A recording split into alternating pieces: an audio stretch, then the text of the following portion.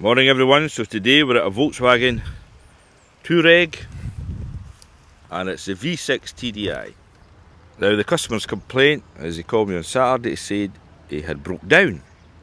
So, story behind this, he felt that he was driving on 5 cylinders because this is a V6, but he had also said that his wife had ran the fuel down real low, so there was only like 4 miles left in it. So he's wondering if he's drawn up dirt. But it's complaining about low battery, so we're just doing a full code scan and we'll put a little Noco battery boost on it and I'll tell you what the results of the scan are. But my guess would be, we've been at this machine before, we done an injector on it, notorious for injectors going down, and it's at 108,000 miles on the clock, so is it timing belt time? Let's hope we don't have camshaft codes. So there's a full code scan, a P008700, fuel rail system pressure too low, and engine off timer performance, so maybe it's cut it out. I have a lost comm with the transmission, supply voltage fault, electronic steering column fault, adaptive cruise control, fuel gauge, auxiliary park heating. I wonder if this is a Webasto heater, don't know. Anyway, insufficient voltage, all looks like low voltage to me, so let's clear the lot, and at this point we become a plumber because we'll be looking at pressures just to see if we're building pressure during crank. Some pits on the launch, it looks terrible, look. It's like a dog's breakfast, as we would say here. This looks rubbish. Oh dear, fuel pressure. Pressure rail. Don't know, let's just crank and see what happens.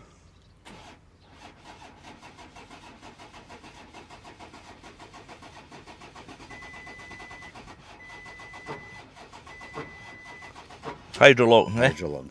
We've got an injector, we could hear that sitting in here. Injector spraying down too much fuel. So, see these pids are rubbish, we don't know. I've got injectors. Aye, but let's see if it comes up with a code. Read DTCs. No fault code at present. Right, let's think about this. So we reckon there's at least one injector spraying down and it's no building or pressure in the rail. So I think the scan tool's just, let's just try OBD. OBD, aye. Right.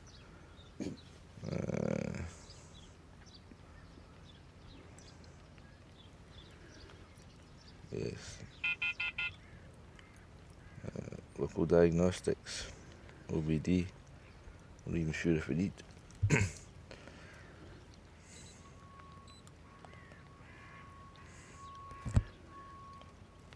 It's awfully sluggish at start, eh? Was. When there's poured fuel in that rail.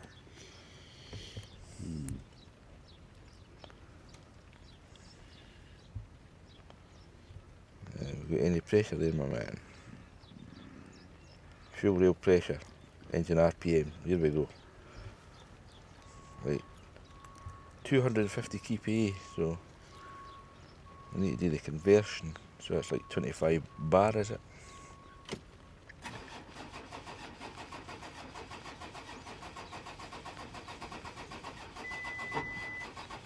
Yep. Yeah. Starting spraying down, right, ball bearing job. So what we've done here is, we've just disconnected injectors 1 and 2 because 3 was the one that was renewed. So let's say that's good because that was only done 6 months ago. And let's crank it over with 2 disconnected to see if we get rid of that hydrolock noise. Go.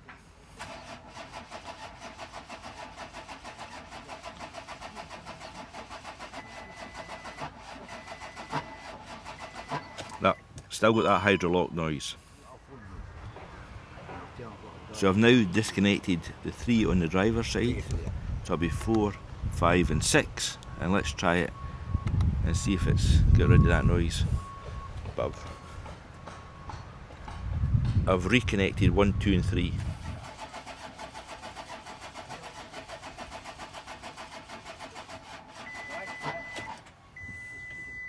Battery's low, I think. Need to get a battery charger on this. So you can see we've still got the 3 injectors disconnected, 4, 5 and 6. I've changed this to PSI, and I've put my car on it for a jump start. So let's watch this. We'll get a bit more RPM. So we need at least 250 RPM.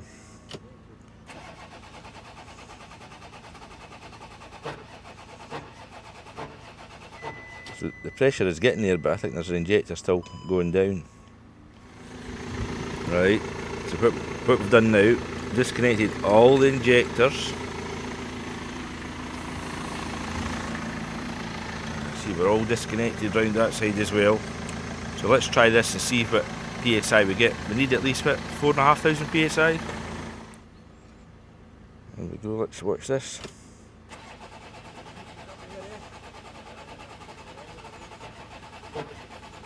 So, still hydrolock.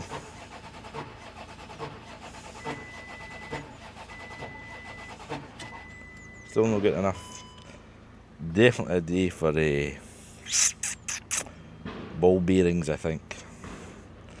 We're not getting enough pressure.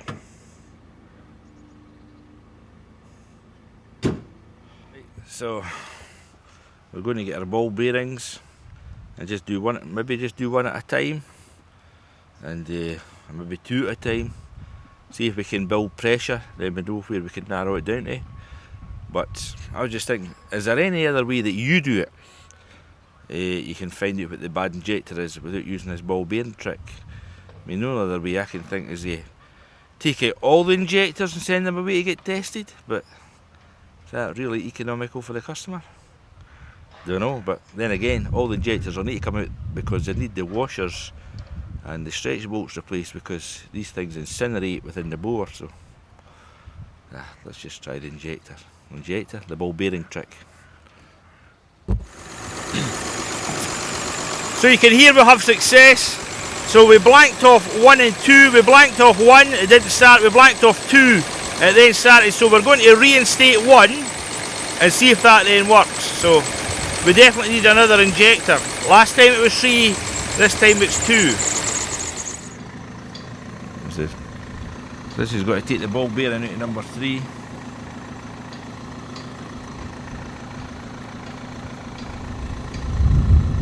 Nervous moment. You got it, Ronnie? There we go. So we'll reinstate that injector, see how it goes. So you can see we've reinstated number 1 injector and just number 2 injector. We need an injector with the stretch bolts and the copper washers. I'll let you see the pressures. 4,900 PSI. It's better than 400. Aye, just a bit, eh? There we go, that's what this thing needs to run. Obviously, as it heats up a little bit, it'll come down, and when you give it the full gun, it shoots up through the roof.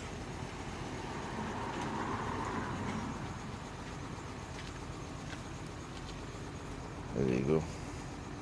Obviously, that's with 1 injector disconnected. But never mind, we're going to phone our suppliers. New injector installed, so 7 Newton meters, then 175 degrees.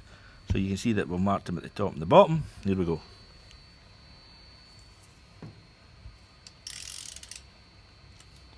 Another thing we've got to say, we've left our injector pipes loose.